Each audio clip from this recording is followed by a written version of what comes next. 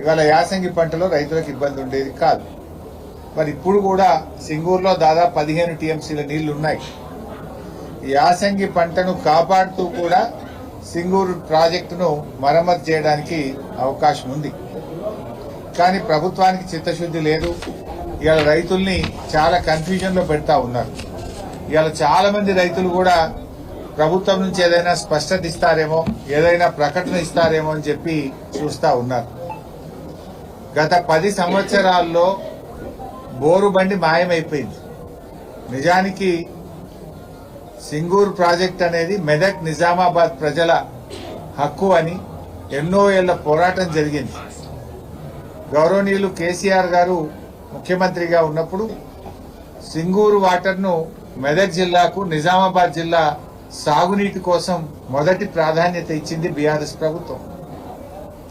హైదరాబాద్కు అటు కృష్ణా గోదావరి నీళ్లు తెస్తూ సింగూరు నీళ్ల ద్వారా మరి 2 పంటలకు కూడా మెదక్ నిజామాబాద్ జిల్లా ప్రజలకు సాగునీరు అందించింది బీఆర్ఎస్ ప్రభుత్వం.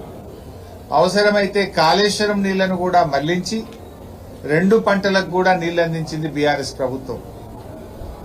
అసలు నేను ఆ రోజు నీటిపారుదల శాఖ మంత్రిగా ఉన్నప్పుడు జీవో ఇచ్చి, యాసంగి పంటకు జీవో ఇచ్చి 3 విడతల్లో ఎన్నెన్ని నీళ్లు ఇస్తామో కూడా పంట సాగు కంటే ముందే జీవో ఇచ్చినాం.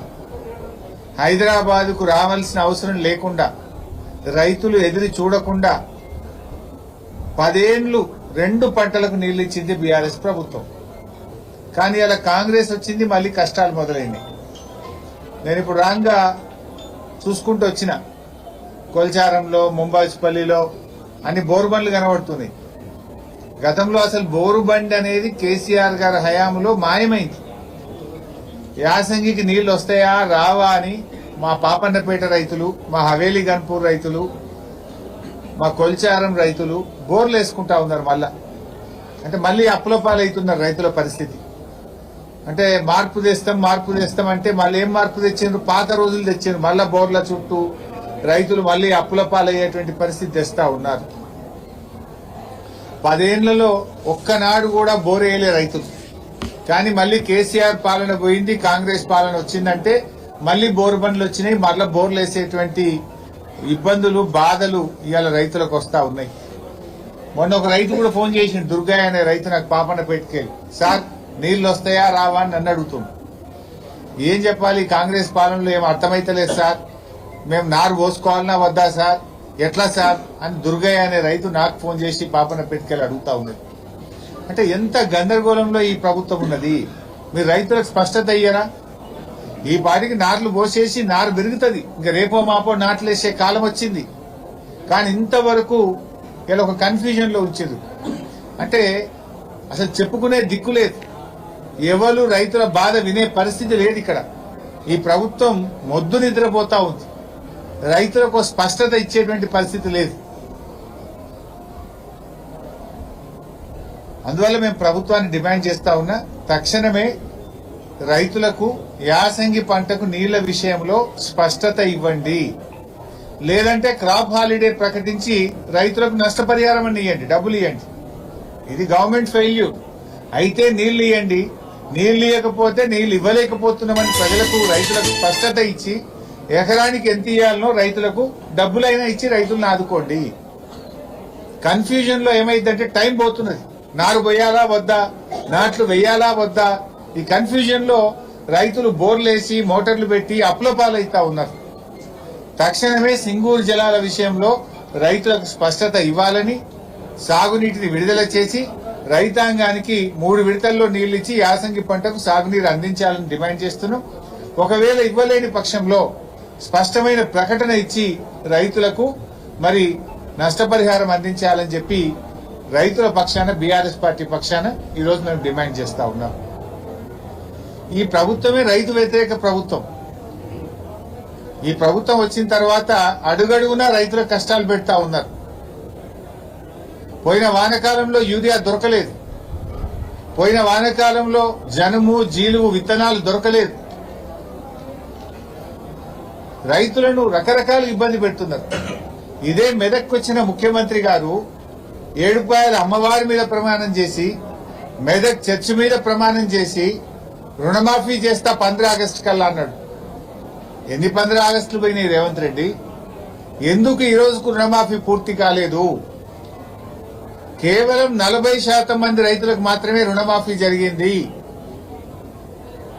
ఇలా రుణమాఫీ విషయంలో రైతుల్ని మోసం చేసినారు, రైతు బంధు విషయంలో రైతుల్ని మోసం చేసినారు,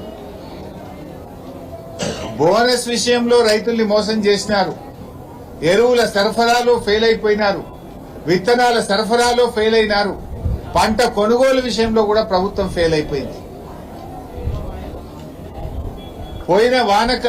పోయిన యాసంగి బోనస్ ఇప్పటి వరకు రాలేదు.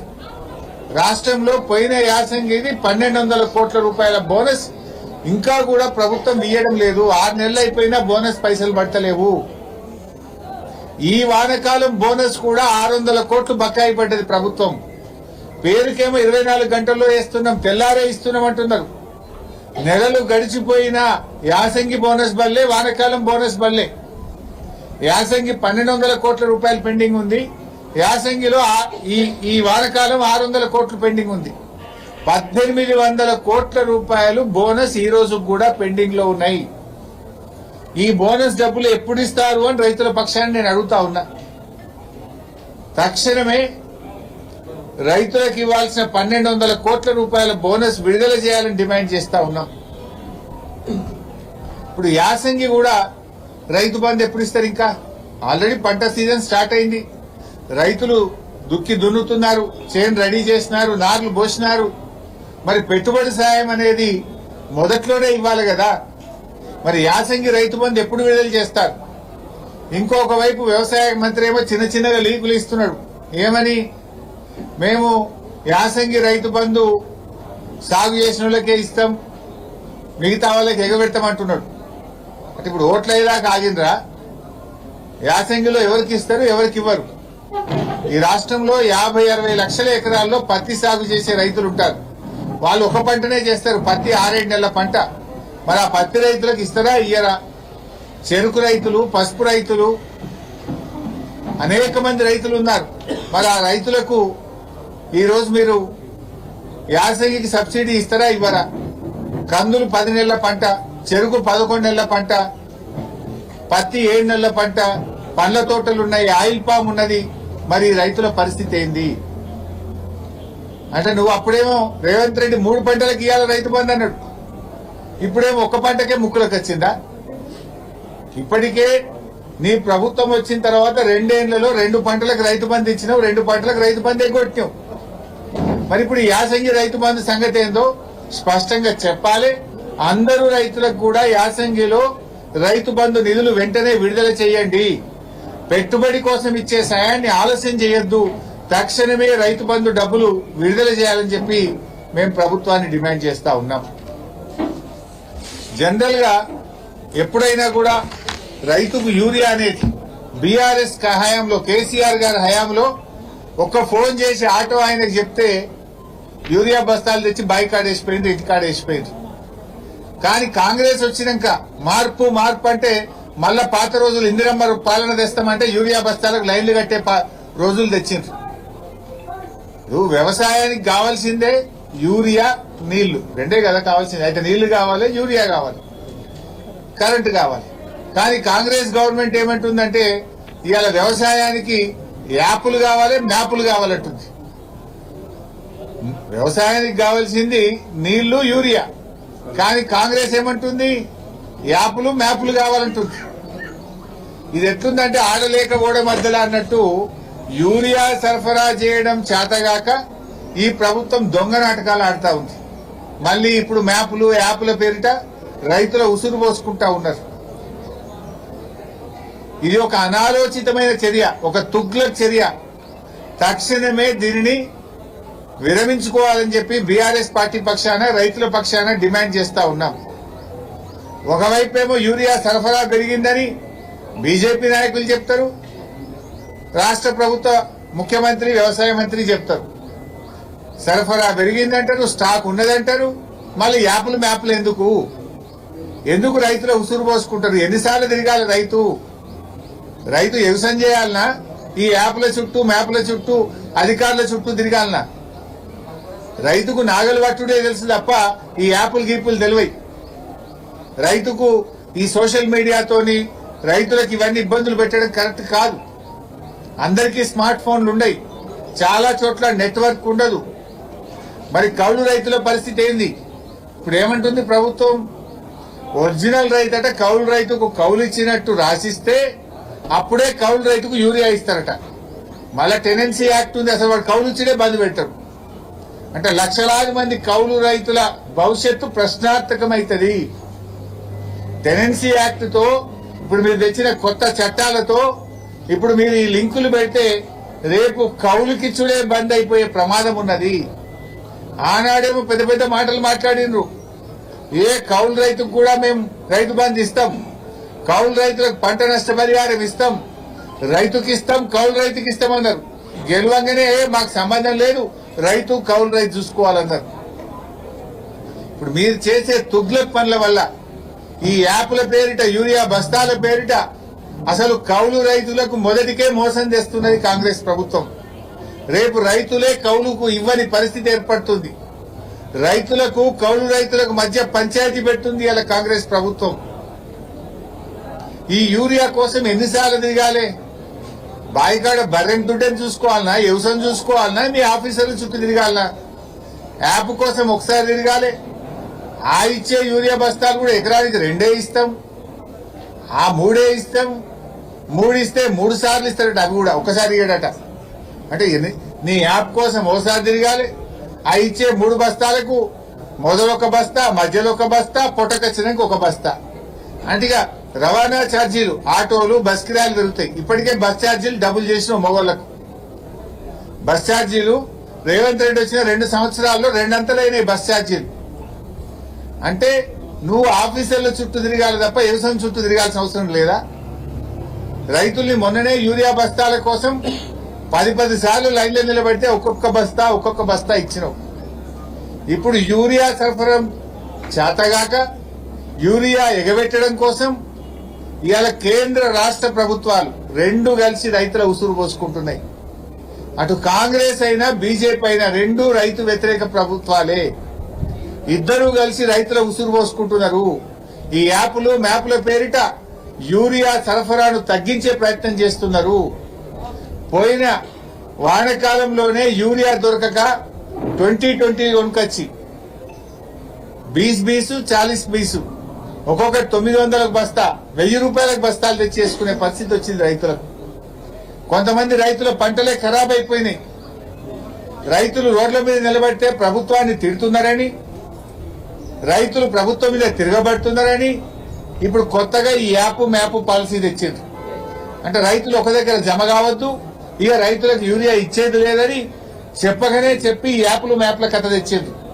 చాలా గ్రామాల్లో సిగ్నల్ ఉండవు, చాలా మంది రైతులకు స్మార్ట్ ఫోన్లు ఉండవు. గిరిజన గూడాల్లో, లంబాడి తండాల్లో రైతులకు చాలా ఇబ్బంది ఉంటది. చాలా మంది రైతులకు ఇప్పటికీ కొంతమందికి పట్టా పాస్ పుస్తకాలు లేవు, కోర్టుల్లో కేసులున్నాయి, అన్నదమ్ముల మధ్య పంచాయతీ ఉన్నది, సాగు చేస్తున్నారు కానీ భూమి కాయిదాలు లేవు. మరి అలా వాళ్ళకి యూరియా ఇయ్యవైగా? నువ్వు కాగితం ఉంటేనే, పాస్బుక్ ఉంటేనే, యాప్ ఉంటేనే ఇస్తా అంటున్నావు. కోర్టు పంచాయతీ ఉన్నది, అన్నదమ్ముల పంచాయతీ ఉన్నది, తండ్రి బిడ్డల పంచాయతీ ఉన్నది. సాగు భూమి మీద మోక మీద ఉండి సాగు చేస్తున్నారు కానీ కాగితం లేదు, సాదా బైనామా ఉన్నాయి. వాళ్ళందరి పరిస్థితి ఏం కావాలి? ఇప్పుడు వాళ్ళందరికీ యూరియా ఇవ్వకపోతే వాళ్ళు పంట సాగు బంద్ చేయాలనా? ఆ రైతులను రోడ్డు మీదకి తెస్తావా? వ్యవసాయం బంద్ చేయమంటున్నావా రేవంత్ రెడ్డి? ఒక ఆలోచన ఉండాలి కదా. ఒక పాలసీ తెచ్చినప్పుడు దాంట్లో ఉన్న సాధక బాధకాలేంది, ఇబ్బందులేందో కనీస అవగాహన ఉండాలనా లేదా? ఏది పట్టారే తుగ్లక్ లెక్క ఒక కొత్త పాలసీ తెస్తే ఎంత ఇబ్బందులు పడాలి రైతులు. ఇవాళ చాలా ఇదొక తుగ్లక్ నిర్ణయం. దీని వెంటనే వెనక్కి తీసుకురావాలని చెప్పి మేము కోరుతా ఉన్నాం. ఆనాడు కేసీఆర్ పాలనలో కరెంటుకి ఇబ్బంది లేదు, యూరియాకి ఇబ్బంది లేదు, రైతు బంధుకు ఎదురు చూసే పరిస్థితి లేదు, పంట కొనడానికి ఇబ్బంది లేదు. ఇప్పుడు అన్ని బాధలే. పంట అమ్మాలంటే బాధ, కరెంటుకు బాధ. ఇవాళ 14 గంటల కరెంటు కూడా ఇక్కడ వస్తలేదు. పేరుకు 24 గంటలు. ఏ సబ్ స్టేషన్ లో పోయి చూసినా ఇవాళ 14 గంటల కరెంటు కూడా రానటువంటి పరిస్థితి ఏర్పడ్డది. చాలా మంది రైతులకు అక్షరాస్యత లేదు. చదువుకొని రైతులు ఉంటారు, మహిళా రైతులు ఉంటారు, ఒంటరి రైతులు ఉంటారు, విడో ఫార్మర్స్ ఉంటారు. వాళ్ళ పరిస్థితి ఏంది? ఫోనే లేని వాళ్ళు కూడా ఉంటారు కొంతమంది. ఫోన్ ఉన్నా స్మార్ట్ ఫోన్ ఉండదు రైతులకు. నువ్వు యాప్ల కథ పెట్టి ఏం ఇబ్బంది పెడుతున్నావు? ఇదివరకు కూడా ఈ పత్తికి అట్లే చేశారు, కపాస్ యాప్ అని ఆ బీజేపీ వాళ్ళు తెచ్చారు. బీజేపీ వాళ్ళేమో కపాస్ యాప్ పెట్టి పత్తి రైతులను ముంచిండ్రు.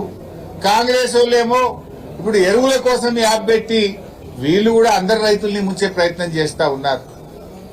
ఇది దయచేసి ప్రభుత్వం తక్షణమే ఈ యాప్ల నాటకాలు బంద్ చేయాలి. గతంలో మాదిరిగా దుకాణాలలో రైతులకు అవసరమైన యూరియా అందించాలని చెప్పి మేము డిమాండ్ చేస్తా ఉన్నాం. 4 సూటి డిమాండ్లు పెడుతున్నాం ప్రభుత్వానికి. ఈ యాప్లు గీపులు బంద్ చేయండి, నేరుగా రైతులకు గతంలో మాదిరిగా యూరియా అందించండి. నంబర్ 1. నంబర్ 2, రుణమాఫీ కాని రైతులందరికీ తక్షణమే రుణమాఫీ డబ్బులు చెల్లించండి.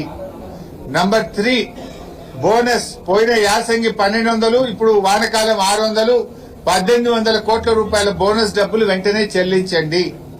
నంబర్ 4, యాసంగి పంట రైతు బంధు ఎలాంటి షరతులు లేకుండా, కోతలు లేకుండా అందరూ రైతులకు తక్షణమే రైతు బంధు నిధులు విడుదల చేయాలని చెప్పి రైతుల పక్షాన్ని డిమాండ్ చేస్తున్నాం.